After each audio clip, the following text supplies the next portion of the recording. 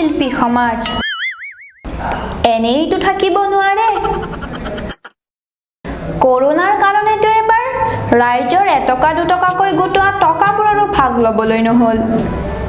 ভাবিছে এইবাৰ ৰাইজৰ আঁচনিৰ বাবে অহা টকাবোৰৰেই ভাগ লওঁ কা আন্দোলনৰ সময়ত এজনে আনজনক দেখি থাপলি মেলিছিল লতাশিললৈ এইবাৰ আকৌ থাপলি মেলিছে ৰাজনৈতিক দললৈ ইমান বছৰটো আৰু শিল্পী হৈ ৰাইজক মনোৰঞ্জন দি থাকিব নোৱাৰি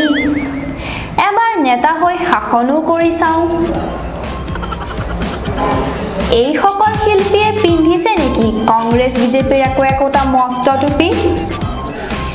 একে ৰাতিয়ে মুদা ফুটা গায়কো হৈ পৰে চিত্ৰকৰ অভিনেতা হৈ পৰে ৰাজনৈতিক নেতা